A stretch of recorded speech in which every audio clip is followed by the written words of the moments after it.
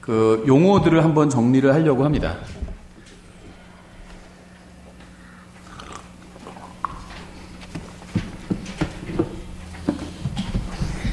예, 지금 저희 교회에서 제가 이제 출판 사역도 같이 하고 있는데요. 사실 이 출판사는 2007년에 제가 만들었습니다. 그래서 처음 출간한 책이 이 구원은 죄사함 이상이다라는 책인데요. 지금은 이게 이제 책이 재고가 없는 상태고요. 조만간 다시 인쇄를 하려고 합니다. 근데 구원은 죄사함 이상이다 이렇게 제가 제목을 잡았는데요. 이게 원래는 More than Forgiven이라는 제목의 책이거든요. More than Forgiven. 구원은 그러니까 죄사함 이상이다 요 말이죠. 그냥 More than Forgiven 요 말인데요. 이제 앞에 사실 구원이란 말이 생략된 거예요. 그래서 Salvation is more than forgiven. 요게 이제 전체 문장인데 저자는 그냥 more than forgiven 이렇게 잡은 거고요. 구원이란 말이 앞에 생략된 겁니다. 그래서 구원은 죄사함 이상이다라는 말인데요. 일반적으로 그러니까는 이제 행위 구원을 가르치는 데선 구원이 목적인 것처럼 가르칩니다. 목적. 그런데 성경에 의하면 구원은 목적이 아니에요. 구원은 시작입니다. 출생이고. 그래서 그 목적은요, 예수 그리스도처럼 변화되는 거예요. 예수님께서 이 세상에 오실 때 우리의 몸이 예수님의 몸처럼 변화되죠. 우리가 들림받아 올라가는 순간. 근데 그뿐만이 아니라 우리의 내면도 예수님의 내면과 같은 그렇게 변화돼야 되거든요. 온전하게 변화돼야 되는데, 이제 그게 우리 신앙의 목적이라고 보면 됩니다. 사도 바울이 어떤 표대를 향해서 밀고 나아갔던 것이 이제 그걸 위해서 전진해 나갔던 거예요. 그래서 그게 우리의 신앙의 목적이지 구원은 목적이 아니라는 겁니다.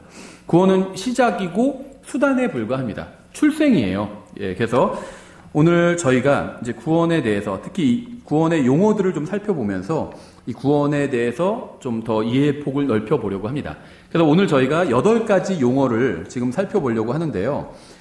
일종의 구원이 팔각 기둥으로 되어 있다. 이렇게 생각하시면 될 것 같아요. 그래서 이 각각의 이제 8가지 용어가 나왔는데 이 용어 하나가 한쪽 면을 보여주는 거다. 이렇게 이해하시면 좋을 것 같아요. 그래서 이 구원에 관한 8가지 외에도 더 많이 있겠죠, 용어들이. 이제 가장 대표적인 용어 8가지만 뽑아본 거고요. 이 8가지를 뽑으면 구원을 좀 더 팔각형으로, 입체적으로, 한 면만 보는 게 아니라 입체적으로 이해할 수 있게 된다고 생각을 합니다. 예, 그래서 내용이 사실 이건 좀 많긴 한데요. 저희가 이걸 오래 하진 않고 이번 1시간에, 그러니까는 한 40분 정도에 다 끝내려고 합니다. 예, 먼저 첫 번째 이제 중생이라는 단어가 나오죠. 보통 거듭남, 한자어로 해서 중생 이렇게 많이 쓰고요. 영어로는 regeneration인데요. 이게 born again, 다시 태어난다. 이런 식으로도 성경에 되어 있죠. 요한복음 3장과 디도서 3장에 대표적으로 표현이 나와 있습니다. 요한복음 3장에는 너희가 반드시 다시 태어나야 하리라. 이게 거듭남, 다시 태어남, 중생 다 같은 말이에요. 또 디도서 3장 5절에 그분께서 우리를 구원하시되 우리가 행한 의로운 행위로 하지 아니하시고 오직 자신의 긍휼에 따라 다시 태어남의 씻음과 성령님의 새롭게 하심으로 하셨고 이렇게 말씀하고 있죠. 예, 그래서 요한복음 3장에서 말씀하시는 중생과 정확히 같은 것을 의미하는 거라고 보실 수가 있습니다. 중생이란 건 다시 태어난다는 거죠. 우리는 한 번 태어났습니다. 그래서 성경은 이제 다시 태어나야 한다고 말씀하고 있습니다. 이 성경에 보면요, 이제 예전 개혁 성경에선 자연인이라고 되어 있고요. 지금 우리 성경에선 본성에 속한 사람이라고 되어 있죠. 영어로는 그냥 내추럴맨입니다. 내추럴맨. 자연인이라고 번역했는데 우리 성경에선 지금 본성에 속한 사람이라고 번역을 했죠. 그래서 이 본성에 속한 사람은요, 태어날 때부터 가지고 있던 자기 본성 그대로 살아가는 사람이고요. 태어날 때 우리는 어떤 본성을 가지고 태어나게 되냐면 아담의 본성을 가지고 태어나게 됩니다. 아담의 어떤 본성이냐면 바로 하나님의 말씀을 거역하고 죄를 지은 아담의 타락한 본성을 우리가 가지고 태어난다는 거죠. 그래서 이 세상에 있는 모든 사람들은요, 다 아담의 타락한 본성을 가지고 태어나게 됩니다.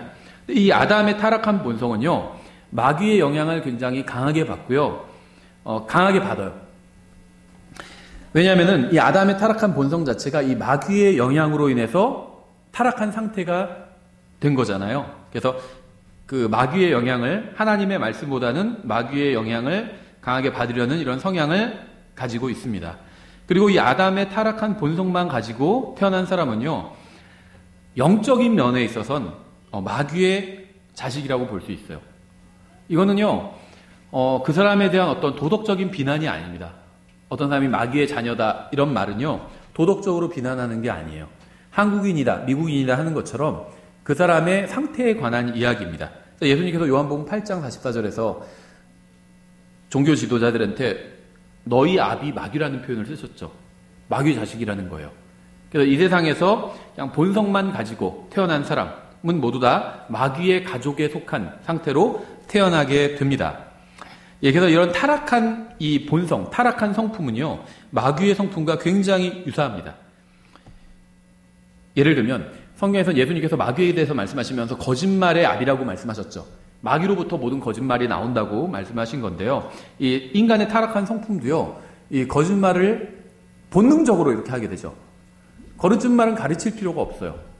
가르치지 않아도 누구나 거짓말은 다 능숙하게 합니다. 왜냐하면 본능에 속한, 본성에 속한 것이기 때문이죠. 예, 그래서 이 본성에 속한 사람은요, 영적인 면에 있어서는 마귀의 자식이고 또 종이고 또 마귀의 자발적인 노예다. 이렇게 볼 수 있습니다. 그래서 다시 태어나야 되는 거죠. 다시 태어나야 되는 겁니다. 그런데 이 세상에는요, 특히 교회에도 여러 부류의 사람들이 있는 것 같아요. 자신이 하나님의 자녀라고 알고 있는 하나님의 자녀가 있고, 자신이 구원받은 걸 아는 구원받은 사람이 있고요.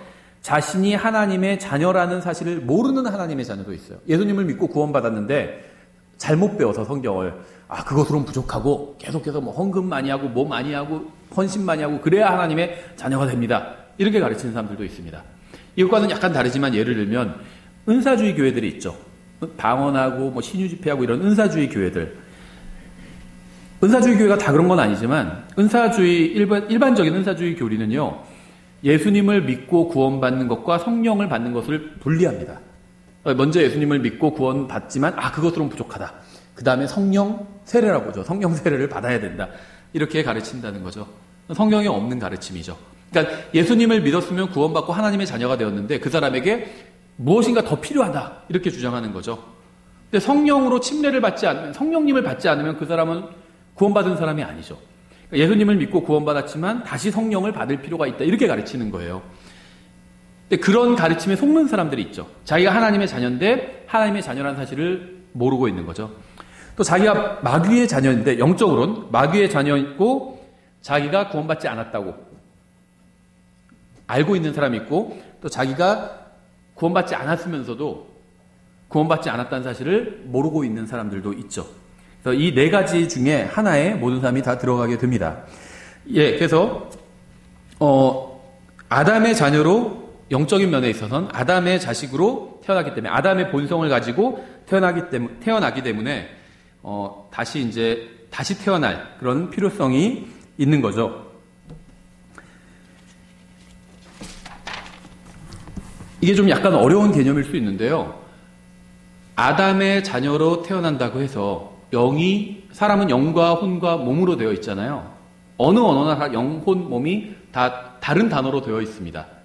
한국에서만, 동양에서만 이분법으로 되어서 몸과 육체, 그러니까 영혼과 육체와 혼백, 뭐 이런 식으로 생각했던 거고, 동양을 제외한 다른 이 서양권 언어에서는 다 영, 혼, 몸이 다 다른 단어로 되어 있어요. 영어에서도 스피릿, 소울, 바디 이렇게 따로 되어 있고, 히브리, 헬라도 다 각자 다른 단어로 되어 있죠.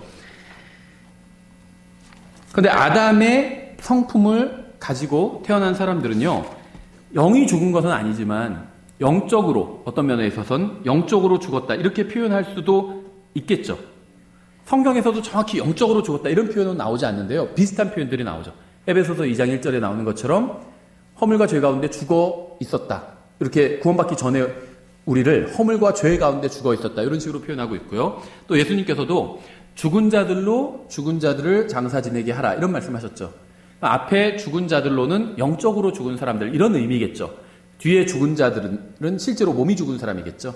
영적으로 죽은 사람들이 몸이 죽은 사람들을 장사 지내게 하라. 이런 표현이겠죠. 내가 예수님이 따르라고 했는데, 제가 지금 우리 아버지 먼저 장례식 치르고 와서 주님 따르겠습니다. 이렇게 얘기하니까 주님께서 하신 말씀이었죠. 예, 그래서 그 하나님께서 보실 때는요, 아담 안에서 죽어 있어요. 그러니까 이 세상, 하나님께서 보실 때는요, 이 세상에 단 두 사람만 보입니다.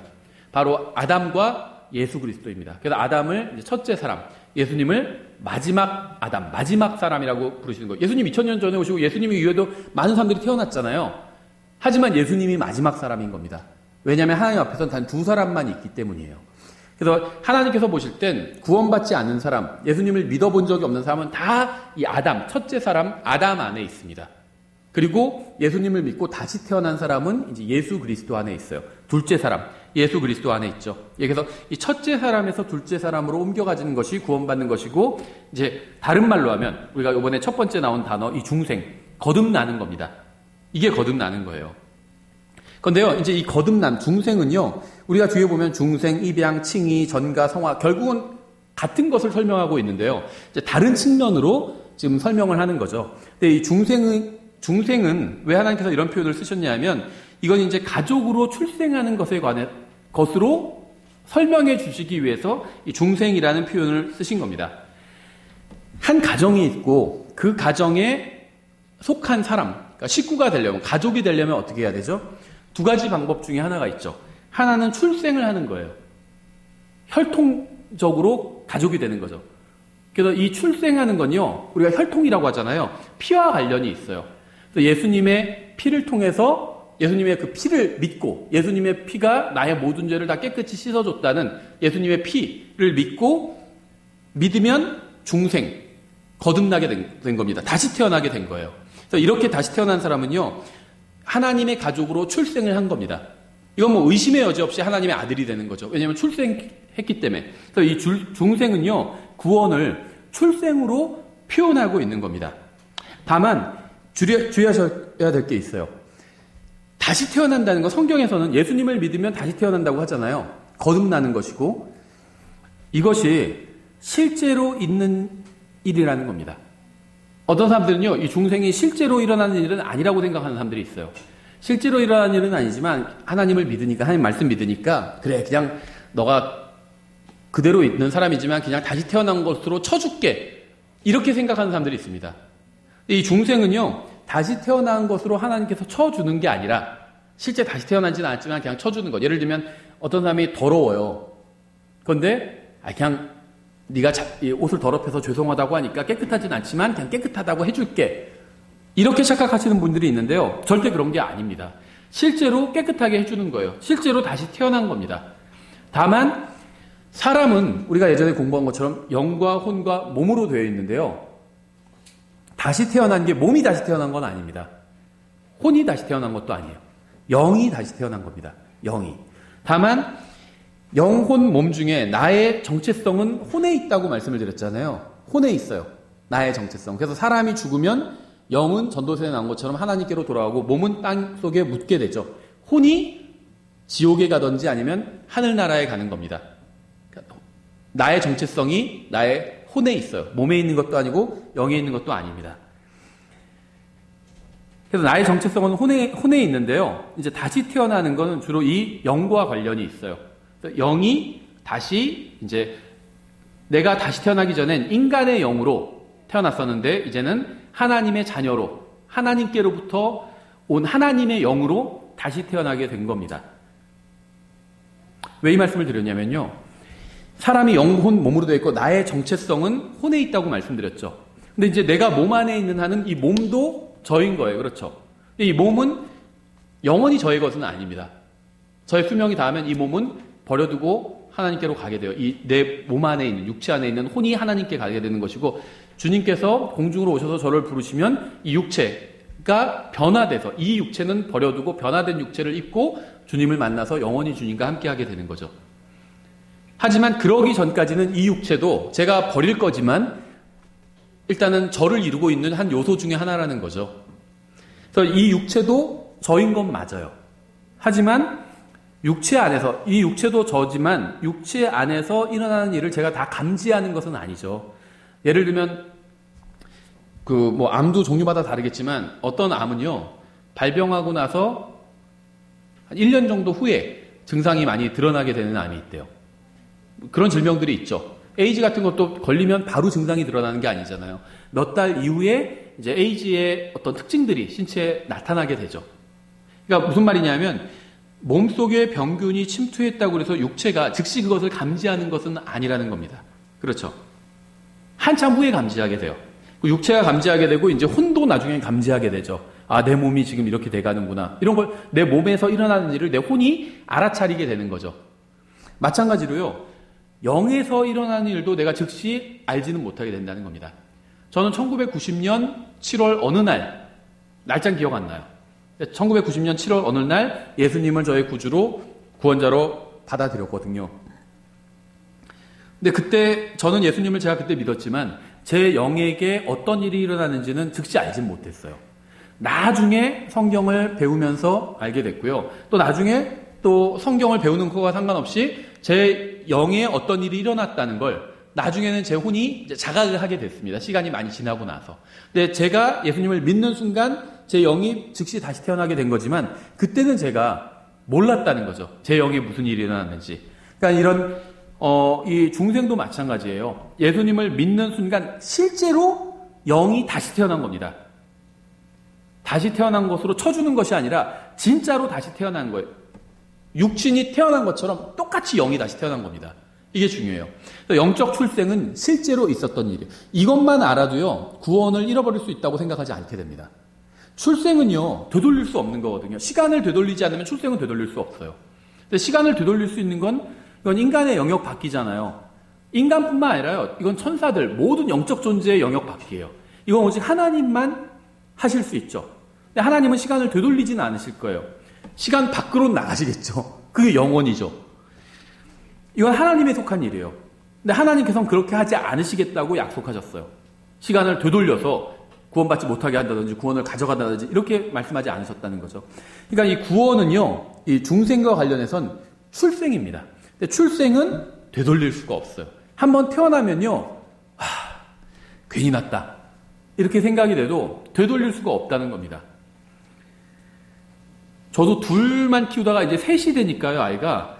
이게 상당히 정말 다르더라고요. 그렇다고 해서 뭐 엄청나게 후회하는 건 아니에요. 후회한다고 해서 되돌릴 수 있는 건 아니니까. 근데 만약에 내가 한 2년 전으로 돌아가서 셋째를 날지 안 날지 선택할 수 있었다면 어떤 선택을 했을까 하면 차마 말씀은 못 드리겠어요.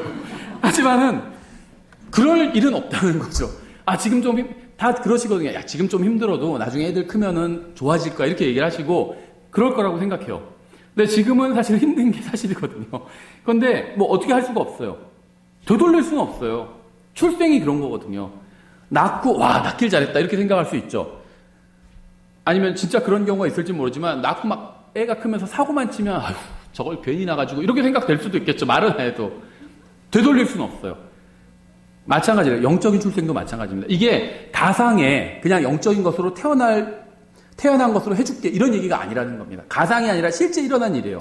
내 육체가 태어난 것처럼요. 내 영도 예수님을 믿는 순간 실제 태어났습니다. 그래서 구원을 취소할 수 없다는 거예요. 태어났는데 이걸 어떻게 취소해요? 태어난 건 취소를 못해요. 이게 태어난 게 보니까 누구 부모가 잘 바뀌었다. 아기가 바뀌었다. 이런 건 있을 수 있어도 태어나지 않았다. 이렇게 할 수는 없다는 거죠. 육체가 한번 태어나면 되돌릴 수 없는 것처럼 영도 마찬가지예요. 영이 다시 태어났어요. 거듭났어요. 되돌릴 수가 없어요. 실제 있었던 일이라는 겁니다. 그래서 중생과 관련해서 기억하셔야 될 건요. 실제로 일어난 일이라는 거예요. 예, 그래서 구원은요. 영적인 출생이에요. 목표가 아니라는 겁니다. 구원받으면 뭐 자기가 죄인이란 거 인정하고요. 하나님께 구원해달라고 하면 하나님께서 구원해 주세요. 예수님께 십자가 대속을 믿으면 구원해 주십니다. 구원이 대단한 일이죠. 하지만 이게 엄청난 무슨 다 이루어진 일이 아니라는 거예요. 구원은 그냥 시작에 불과해요. 아기가 태어났죠. 그럼 이걸로 다 된 건가요? 저희가 자매랑 그냥 그런 농담하거든요. 이제 뭐 우리 애 다 키웠지 이런 농담하거든요. 지금 4주 돼서 아직 기지도 못하는데. 시작이에요. 시작. 그렇죠. 시작이에요. 네. 20년은 키워야 돼. 적어도. 그렇죠. 마찬가지예요. 여러분 예수님을 믿고 다시 태어났으면요. 이제 시작한 겁니다. 하나님의 말씀을 먹고 영적으로 쭉쭉 자라가야 돼요. 예, 그래서 구원은 시작에 불과하다. 다만 실제하는 시작이라는 겁니다. 실제 출생한 거예요. 출생한 것으로 쳐준 것이 아니라 하나님 앞에서는요, 우리 육체가 실제잖아요. 꼬집으면 아프잖아요. 실제잖아요. 이것처럼 나의 영도 실제라는 겁니다. 실제 태어난 거예요. 두 번째는 이제 입양입니다. 가족이 되는 데는 두 가지 방법이 있죠. 하나는 낳는 것이고요. 다른 하나는 입양하는 겁니다. 그래서 이 입양은요, 이 중생은요, 이건 피와 관련이 있어요. 그렇죠. 낳는 것과 관련이 있죠. 입양은요, 이건 법적인 것과 관련이 있습니다. 여러분 만약에 누구를 입양하려고 하잖아요. 다 법적인 절차예요. 그래서 저는 뭐 자세히 모르겠어요. 입양에 대해서는 잘 모르는데 그 입양할 수 있는 부모의 어떤 자격이 있어요. 법적인 자격이 있습니다.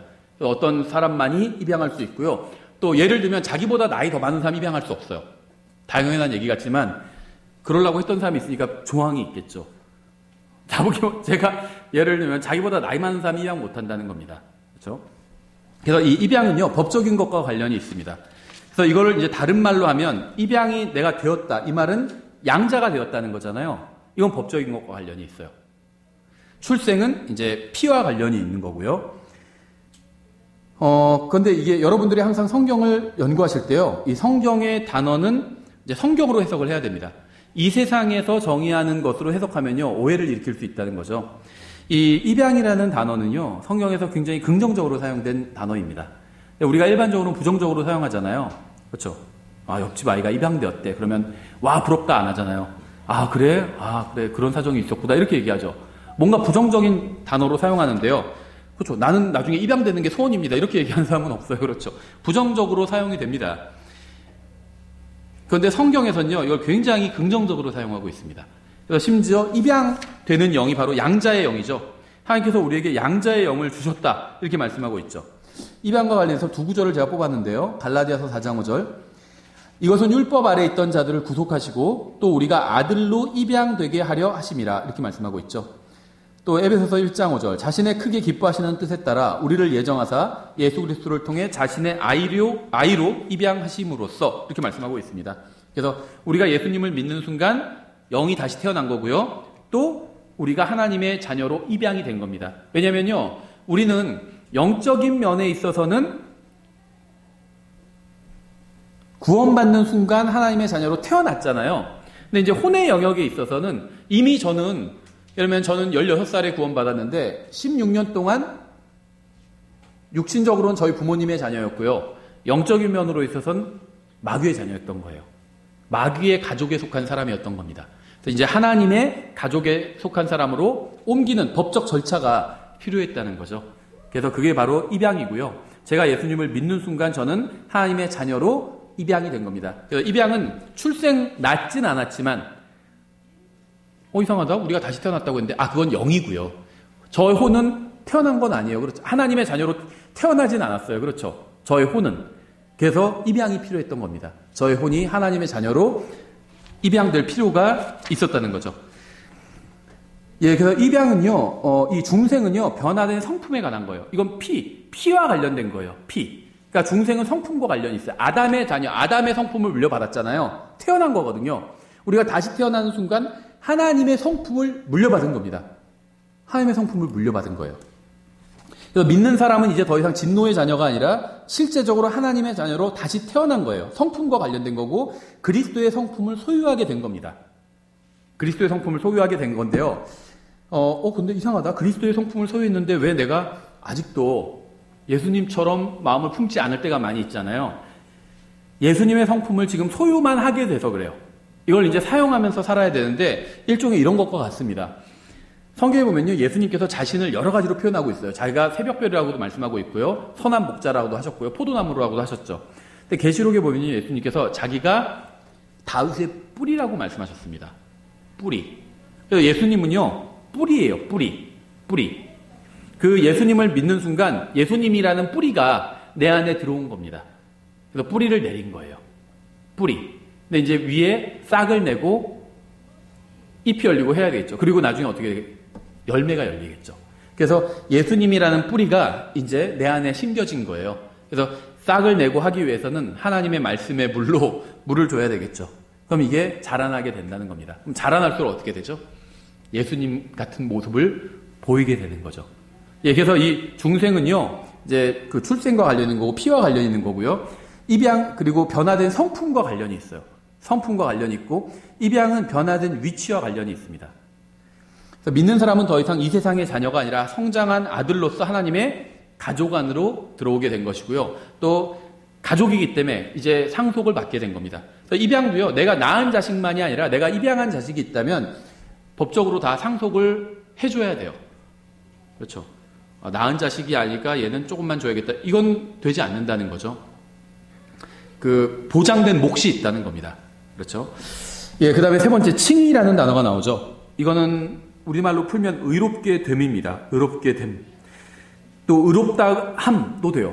하나님께서 우리를 의롭다 하는 것도 칭의고요.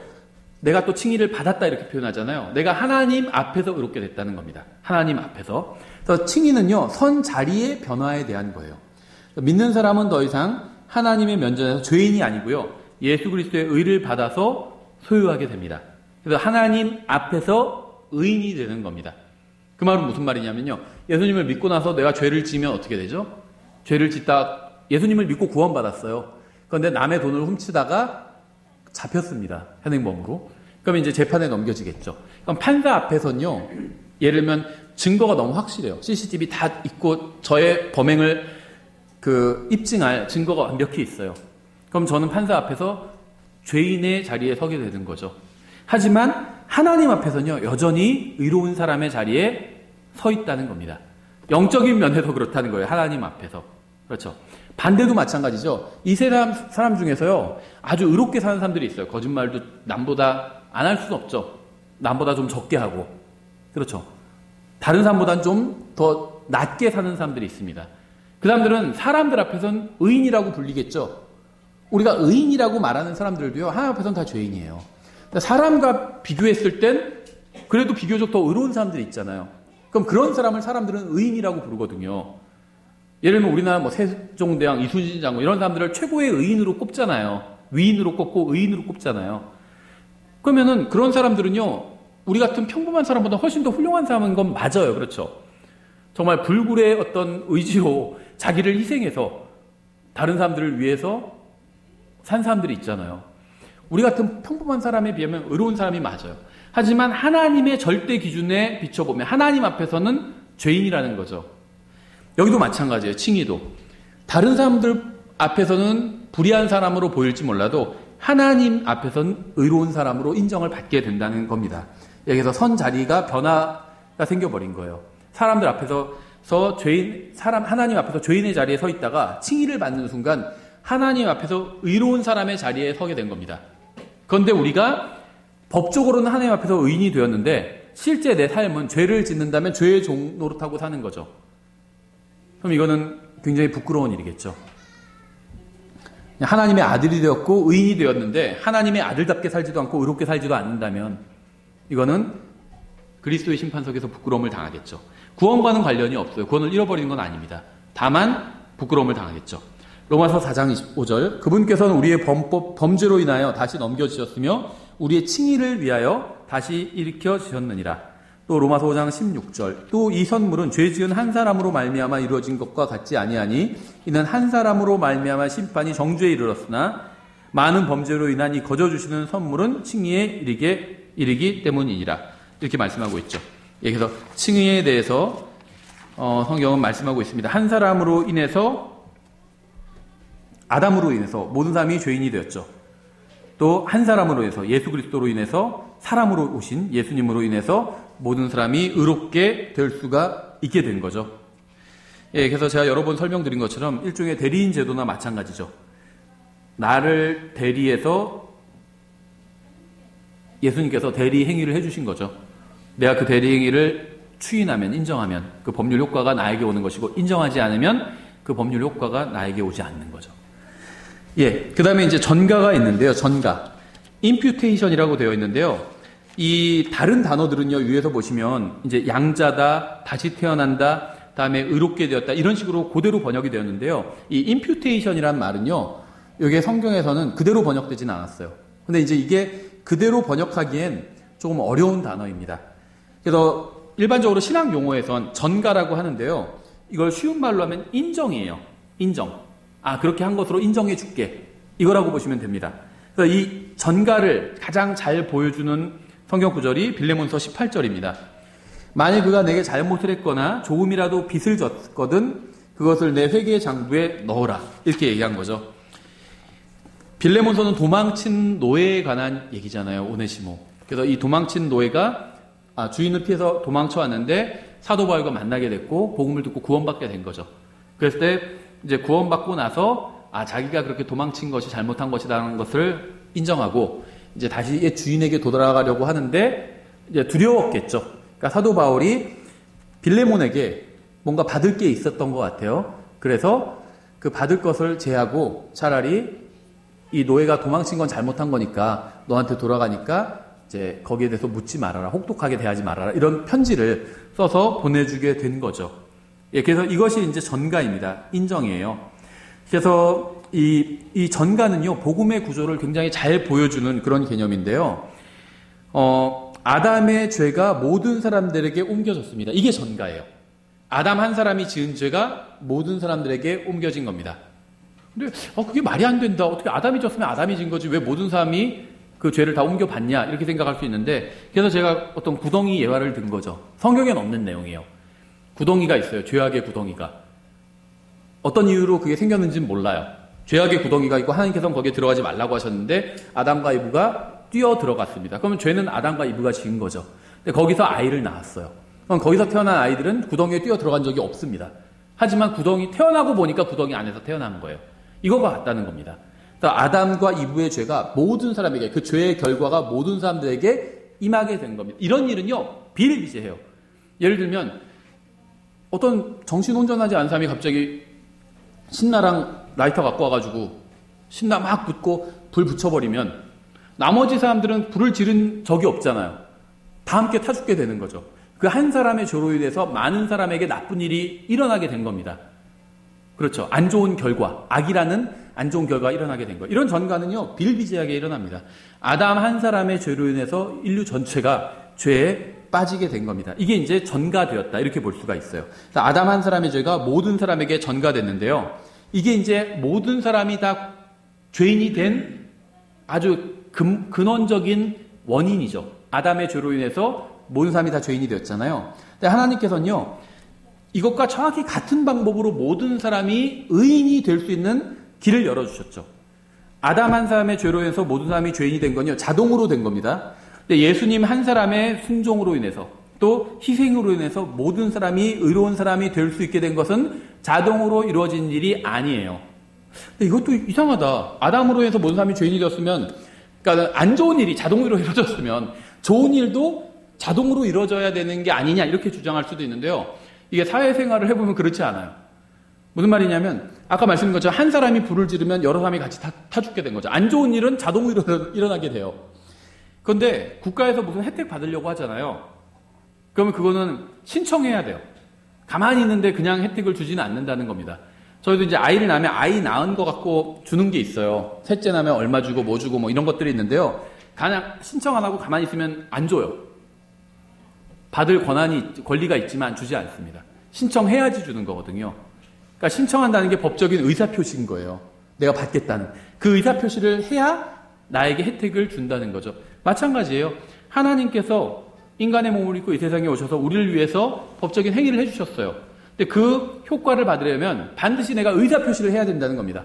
그 의사표시가 바로 전 믿습니다. 예수님께서 십자가에서 죽으신 것이 저의 죄값을 치려고 하신 것을 제가 받아들이겠습니다. 믿겠습니다. 이게 의사표시죠. 그러면은 주신다는 겁니다. 또 어떤 사람은 싫어요. 이런 사람이 있어요. 국가에서도 주는 것들이 많이 지금 복지가 조금씩 늘어나고 있잖아요. 준다고 그러는데 저 싫어요. 그런 거 안 받아요. 이런 사람이 있을 수도 있죠. 신청 안 하는 사람들도 있어요. 그 사람한테는 혜택을 줄 수 없다는 겁니다. 복음도 마찬가지예요. 하나님께서 해주셨는데 저 싫어요. 예수님 십자가 대속 싫어요. 그 사람에게는 줄 수가 없다는 겁니다. 혜택을. 그렇죠. 이거는요 너무 당연한 얘기예요. 일반 사회도 그런 식으로 돌아가잖아요. 이상한 일이 아니라는 겁니다. 아담 한 사람의 죄가 모든 사람에게 전가가 됐고요. 모든 사람의 죄가 예수님에게 전가가 됐습니다. 예수님의 의는 믿는 사람에게만 전가가 됐습니다. 그래서 총 3번의 전가가 이뤄진 거죠. 하나님께서 보실 때 아담의 죄가 모든 사람에게 전가가 됐고요. 모든 사람의 죄가 예수 그리스도께로 전가가 됐고요. 예수님의 의가 믿는 사람에게만, 받겠다고 하는 사람에게만 전가가 된 것입니다. 이게 복음의 구조죠. 그 다음에 이제 성화, 거룩하게 됨입니다. 이 성화는요, 변화된 인격에 관한 것입니다. 믿는 사람은 더 이상 죄악의 어떤 더러움 가운데 있는 것이 아니라 그리스도 예수 안에서 하나님께로 분리되어서 거룩함에 이르게 되었죠. 고린도전서 1장 30절. 그러나 너희는 하나님에게서 나서 그리스도 예수님 안에 있고 예수님은 하나님에게서 나사 우리에게 의와 성별과 구속이 되셨으니, 예수님이 우리의 의도 되셨는데요. 그뿐만 아니라 성별도 되셨대요. 성별. 그렇죠. 예, 그래서 성별은 이 변화된 인격에 관한 것입니다. 성별. 그런데요, 이 거룩하게 됨, 이게 이제 성화라고 부르는데, 우리말로 풀면 거룩하게 됨이죠. 이 구원에 관한 용어들이요, 다 그런 건 아니지만, 많은 경우에 있어서 영혼, 몸과 개별적으로 관련을 갖게 됩니다. 그래서 이 구원은 항상 이 영혼, 몸과 관련해서 어떤 특징을 갖게 돼요. 아담이 죄를 지었을 때 선악과를 먹지 말라고 했는데 따먹었잖아요. 그때 아담의 영혼, 몸에 다 영향을 받았거든요. 그래서 구원도 마찬가지예요. 반대로. 구원은 회복되는 거잖아요. 죄를 지은 건 타락한 것이고 구원은 회복된 거잖아요. 회복될 때도 영혼, 몸과 관련해서 그 어떤 변화가 일어나게 되는데요. 다 그런 건 아니지만 대부분은 특징이 영은 과거와 관련이 있고요. 혼은 현재와 관련이 있고 몸은 미래와 관련이 있습니다. 그래서 성경에도요, 우리가 성화된다 아니면 거룩하게 된다 이런 표현이 나오는데요. 이미 거룩하게 되었다 이런 식으로 나오는 구절들이 있어요. 그것은 영과 관련이 있습니다. 예수님을 믿는 순간 영은 완전히 거룩해집니다. 그리고 우리가 날마다 거룩해지고 있다 이런 식의 표현들이 있어요. 이거는 혼과 관련이 있습니다. 우리가 나중에 거룩해질 것이다 이런 표현이 있는데요. 이거는 몸과 관련이 있습니다. 그래서 구원을 지금 받는 게 아니라 나중에 받는 거다 이렇게 가르치는 사람들이 있는데요. 그 근거가 있긴 있죠. 그게 바로 몸에 관한, 구원에 있어서 몸에 관한 말씀을 하실 때는 나중에 거룩해질 것이다 이런 식으로 미래에 거룩해질 것이다 이렇게 말씀하고 있는 것을, 문제는 영과 혼에 적용시키는 거죠. 그러면 구원이 예수님을 믿는 순간 받는 게 아니라 예수님을 지금 믿지만 구원은 나중에 받게 된다 이렇게 가르치게 되는 거죠. 그래서 이 문맥을 보고요, 이게 영에 대한 것인지 혼에 대한 것인지 몸에 대한 것인지 따져봐야 된다는 겁니다. 여기서 처음 구원받았을 땐요, 이 믿는 자의 위치로의 성화가 일어나게 되는데, 이거는 영의 성화인 거예요. 예수님을 믿는 순간 나의 영은 하나님 앞에서 온전하게 다 거룩해지게 됩니다. 두 번째는요, 혼과 관련이 있는 건데요. 이건 믿는 사람의 삶을 통해서 진행되는 과정으로서의 성화입니다. 일종의 혼의 성화라고 볼 수가 있겠죠. 내가 매일 하나님의 말씀을 먹고 그 말씀에 순종해서 살아갈 때 나의 혼이 하나님 앞에서 거룩해져 가는 겁니다. 구원을 이뤄간다는 건 아니에요. 구원은 받는 겁니다. 근데 구원받은 사람의 혼이 하나님의 말씀으로 변화되는 과정이라고 볼 수가 있습니다. 그리고 이제 마지막으로 몸의 성화가 있죠. 몸의 성화는요, 몸이 변화되는 것을 말합니다. 이걸 이제 다른 말로 하면 뒤에서 나오겠지만 몸의 구속이라고 볼 수가 있죠. 예수님께서 오실 때 우리의 몸이 완전히 거룩한 몸으로 변화를 받게 될 것입니다. 이게 몸의 성화입니다. 예, 그 다음에 화해가 있죠. 화해. 이 화해는요, 변화된 관계에 관한 것입니다. 로마서 5장에, 우리가 다 찾아보지는 않겠지만 로마서 5장에 보면요, 사람의 상태를 6절부터 10절까지 사람의 상태를 이제 점층적으로 이렇게 설명을 해요. 그래서 사람이 하나님 앞에서 힘이 없었다 이렇게 얘기합니다. 우리가 힘이 없을 때 이렇게 얘기하죠. 두 번째는 사람이 하나님 앞에서 죄인이었다 이렇게 합니다. 우리가 죄인이었을 때 이렇게 얘기하죠. 세 번째는 사람이 하나님의 원수였다 이렇게 얘기하는 거예요. 그래서 우리가 원수였을 때 이렇게 얘기하는 거죠. 이거나 같아요. 저는 이 로마서 그 5장을 읽을 때마다 그런 생각이 나요. 내가 수영을 잘하는 수영 선수예요. 인명 구조사 자격증도 있어요. 해안가를 걸리고 있는데 저쪽에 어느 사람이 물에 빠져서 허우적거리고 있어요. 가만히 보니까 이미 힘이 다 빠졌어요. 그럼 이제 힘이 다 빠져가는 타이밍에 뛰어들어서 구해야 된다고 하더라고요. 처음에 구하려고 그러면 막 힘이 있어서 같이 끌고 들어간대요, 물속으로. 힘이 이제 빠졌어요. 그래서 구하려고 해요. 그래서 물속으로 딱 뛰어들어서 수영 쳐서 가까이 가서 보니까 나쁜 사람이에요. 우리 동네에서 아주 유명한 아주 불량배예요. 죄인이었을 때죠. 그래서 어떻게 할까 하다가 그래도 구해야지. 구하려고 가보니까 생각해보니까는 내 아들을 밀어서 다치게 한 원수예요. 하나님께서 우리를 보셨을 때 그랬다는 거 힘이 없고요. 죄를 져서 죄인이고요. 하나님의 아들의 죽음의 원인을 제공했잖아요. 원수였던 거예요. 그래도 구원해 주신 겁니다. 그렇죠. 예, 그래서 이 화해는요, 이거는 법률 용어예요. 법정에서도 쓰는 용어입니다. 그래서 이 재판전 화해제도라는 게 있어요. 그래서 양 당사자를 화해를 시켜줘요. 근데 거기서 그 화해를 받아들이잖아요. 그럼 그건 판결과 똑같습니다. 효력이 난다는 거예요. 이 화해는 효력을 바로 일으킵니다. 예, 그래서 이 화해는 변화된 관계에 대한 것이고요. 믿는 사람은 더 이상 하나님의 원수가 아니라 하나님과 화평하게 되었고요. 하나님의 친구가 된 겁니다. 하나님을 생각해도 이제 화가 안 나요. 아주 편안한 상태에 이르게 되었다는 겁니다. 고린도서 5장 19절이죠. 곧 하나님께서 그리스도 안에 계시사 세상을 자신과 화해하게 하시며 그들의 범법을 그들에게 돌리지 아니하시고 화해하게 하는 말씀을 우리에게 맡기셨느니라. 이렇게 말씀하고 있죠. 예, 7번째 화목제물입니다. 화목제물. 믿는 사람의 머리 위에 있던 하나님의 모든 진노는 예수 그리스도의 대속적인 죽음으로 말미암아 다 사라지게 되었습니다. 요한복음 3장에 보면요. 아들을 믿는 자에게는 생명이 있고 아들을 믿지 않는 자는 3장 36절인가요? 생명을 보지 못하고 도리어 하나님의 진노가 그 위에 있다고 말씀하고 있거든요. 구원받지 않는 사람들 머리 위에는요. 하나님의 진노가 있는 겁니다. 근데 아직 그 진노가 머리 아래로 떨어지진 않았어요. 하나님 머리 위에 있는 진노가 이 아래로 떨어지면 어떻게 될까요? 죽는 거예요. 죽어서 지옥에 가는 겁니다. 하나님께서 기회를 주고 계신 거예요. 진노가 아직 머리 위에 있을 때 피할 수 있는 기회를 주시는 거죠. 예, 그래서 믿는 사람의 머리 위에 있던 그 하나님의 모든 진노는 원래 하나님의 진노가 제 위에도 있었는데요. 제가 믿는 순간 다 사라지게 된 겁니다. 예수 그리스도의 대속적인 죽음으로 말미암아 예수님께서 대신 맞아주신 것으로 그 진노를 이렇게 된 것이죠. 로마서 3장 25절. 그분을 하나님께서 그분의 피를 믿는 믿음을 통한 화해 헌물로 제시하셨으니 이것은 하나님께서 참으심을 통해 과거의 죄들을 사면하심으로써 자신의 의를 밝히 드러내려 하심이요. 요한일서 2장 2절. 그분은 우리의 죄들로 인한 화해 헌물이시니 우리의 죄들뿐 아니요 온 세상의 죄들로 인한 화해 헌물이시니라. 요한일서 4장 20절. 우리가 하나님을 사랑하지 아니하였으나 그분께서 우리를 사랑하시고 자신의 아들을 보내사 우리의 죄들로 인한 화해 헌물로 삼으셨으니 여기에 사랑이 있느니라. 여기서 이 화해 헌물은 화목제물. 이것은 이제 예수님이신 거죠. 그런데 하나님께서 이 화해 헌물을 제공해 주셨다는 건요. 하나님의 공의와 사랑을 다 만족시켜 준 것이라고 이렇게 볼 수가 있겠죠. 그러니까 이게 일종의 하나님의 딜레마였습니다. 하나님은 의로우신 하나님이죠. 그뿐만 아니라 하나님은 사랑이시라고 할 정도로 모든 사랑의 근원이 되시는 분입니다. 그렇죠. 그런데 죄를 지은 사람을 그대로 벌을 주면, 죄를 지은 사람에게 그대로 벌을 줘서 지옥에 보내면, 그러면 공의는 충족되지만 사랑은 부족한 것으로 보일 수 있잖아요. 근데 죄를 지은 사람을 그냥 용서해주면 사랑은 충족되지만 또 의로움, 공의는 충족되지 못하는 거죠.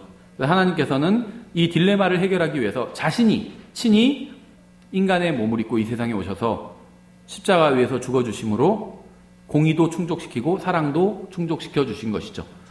그래서 이 하나님의 사랑을 거부하는 사람은 하나님의 공의를 맞닥뜨리게 될 것입니다. 예, 마지막으로 구속, 리뎀션, 구속이라는 단어가 나오죠. 예수 그리스도의 죽음과 흘리신 피는 믿는 모든 사람을 죄와 그 결과로부터 자유롭게 했습니다. 에베소서 1장 7절. 그 사랑하시는 자 안에서 우리가 그분의 풍성한 은혜를 따라 그분의 피를 통해 구속 곧 죄들의 용서를 받았다. 그래서 이 구속이 용서와 같은 개념인데요. 용서보다 더 큰 개념이라고 말씀드렸죠. 용서를 다 포함하는 개념입니다. 로마서 3장 24절. 그리스도 예수님 안에 있는 구속을 통해 하나님의 은혜로 값없이 의롭게 되었느니라.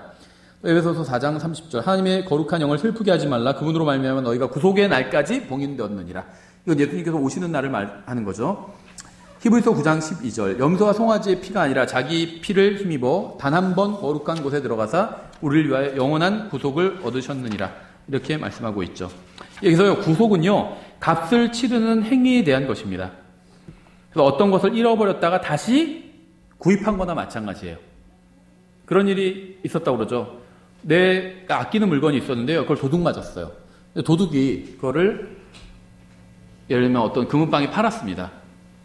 그래서 내가 금방에 가서 우연히 그 물건을 보게 됐어요. 근데 이게 내 거예요. 근데 내 것이라고 해도 지금 그걸 다시 주장할 수는 없죠. 그래서 할 수 없이 그 물건을 돈을 주고 산 겁니다. 그렇죠. 물론 이제 그게 이제 누가 팔았는지 그 기록이 다 남아있으면 그 사람한테 내가 그 돈을 받을 수는 있겠죠, 또. 내 물건을 내가 다시 돈 주고 산 거니까 거기에 피해가 발생한 거에 대해서는 보상받을 수는 있겠지만 어쨌든지 간에 내 물건을 내가 값을 치르고 다시 사온 것입니다. 이게 구속이에요. 모든 사람은 다 하나님의 것이었죠. 하나님께서 창조하셨으니까, 창조물이니까. 인간을 포함한 모든 것은 다 하나님의 것이었죠. 근데 인간이 스스로 죄 아래 팔려간 겁니다. 사람은요, 스스로 죄를 선택한 거예요. 그래서 스스로 자기 운명을 죄 아래 팔아버린 겁니다. 인간은 스스로. 우리 첫 부모가 그랬고, 우리도 똑같이 그렇게 하고 있는 거예요. 그렇죠. 하나님께서요, 이제 더 구체적으로 말한다면 예수님께서 인간의 몸을 입고 이 세상에 오신 분의 이름이 예수님인 거죠. 하나님의 아들이신 것이고, 아버지 하나님은 위에 계신 거죠. 예수님께서 자신의 피값으로 우리를 사신 겁니다. 근데 피값을 지불을 하셨겠죠. 누구에게 지불했을까요? 하나님 아버지께 지불하신 거예요. 어떤 사람은 사탄에게 지불했다 이렇게 얘기했는데 사탄에게 지불한 게 아닙니다. 사탄은요, 인간의 정당한 그 소유자가 아닙니다. 강탈해 간 사람일 뿐이에요. 도둑이요 강도일 뿐이에요.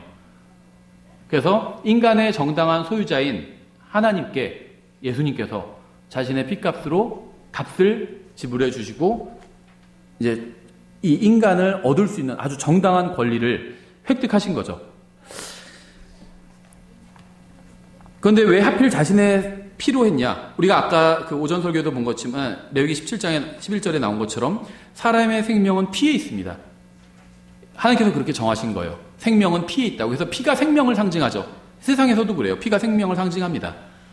사람의 생명을 살 수 있는 건 적어도 사람보다 더 가치가 높은 것으로 사야 됩니다. 그렇죠. 사람보다 가치가 낮은 것으로는 살 수가 없어요. 사람보다 가치가 높은 게 무엇이 있을까요? 이건 쉬운 문제는 아니죠. 철학적으로, 도덕적으로, 윤리적으로 쉽게 얘기할 수 있는 문제가 아니야. 인간보다 가치가 더 많은 것. 이건요, 쉬운 문제가 아니에요. 심지어는 한 사람이 다른 사람보다 더 가치가 있다. 이렇게 얘기할 수 없고요. 10명의 사람이 한 명의 사람보다 더 가치가 있다. 또 이렇게 얘기할 수도 없습니다. 이게요, 예를 들면요, 한 사람이 있고 이 사람을, 여기 예를 들면 100만 명이 있어요. 100만 명을 살리기 위해서 한 사람을 죽여야 된다. 그러면 이거는 좀 더 쉽게 결정하겠죠. 100만 명 더 많으니까 한 사람 죽이는 걸 선택하자. 이 사람 희생시켜라도 100만 명을 살리자. 이렇게 얘기했지만 이 100만 명이 아니라 10명으로 줄어들면 어떨까요? 10명이 아니라 2명으로 줄어들면 어떨까요? 2명을 살리기 위해서 1명을 죽이는 게 정당하다. 이렇게 얘기할 수 있을까요? 그렇게 얘기할 수가 없어요. 왜냐하면 사람의 생명은요, 다른 사람 2명의 생명이 한 사람의 생명보다 더 소중하다. 이렇게 얘기할 수가 없는 겁니다. 그렇죠? 철학이나 윤리학 이런 거 공부해 보시면요, 그런 거 자세히 나올 거예요. 2 사람의 생명이 한 사람의 생명보다 반드시 더 소중하다. 이렇게 얘기할 수가 없다는 거예요. 사람의 생명은 그렇게, 이게 단순히 2 사람이니까 1 플러스 1이니까 1 플러스 1이니까 2다. 그리고 여기는 하나다. 하나보다는 2이 더 많다. 이렇게 얘기할 수 없는 문제라는 거예요. 사람의 생명은 그 이상의, 그렇게 단순하게 계산할 수 없는 게 사람의 생명이라는 거죠. 그러니까 사람의 생명보다 더 소중한 건 이 세상에 아무것도 없어요. 그렇죠. 만약에 사람의 생명보다 더 무엇인가 소중하다 이렇게 얘기하면 그 순간 뭔가 이상해지는 겁니다. 그렇죠? 사람의 생명보다는 그래도 금이 더 소중하다. 그럼 이상해지는 거죠. 사람의 생명보다 더 소중한 건 없어요. 만약에 하나님이 계시다면 사람의 생명보다 소중한 거는 하나님의 생명밖에 없겠죠. 그래서 하나님께서는 자신의 생명으로 값을 치러주신 겁니다. 두둑히 쳐주신 거예요. 사람 전체 생명을 능가하는 훨씬 더 큰 값을 치러주신 겁니다.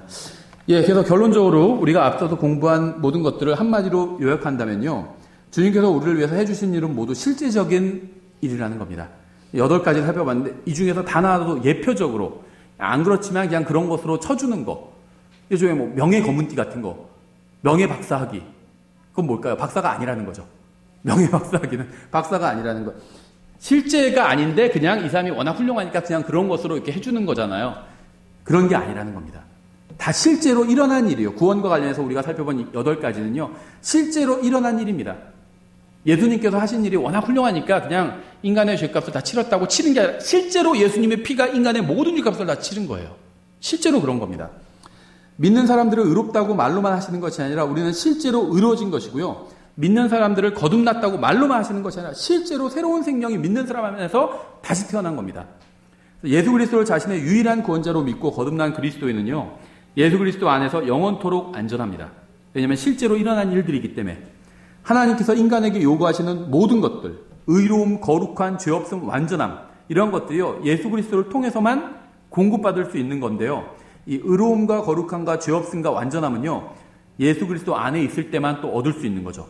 따라서 예수 그리스도 안에 있는 모든 사람들은 예수님께서 살아계시는 한 영원히 안전한 겁니다.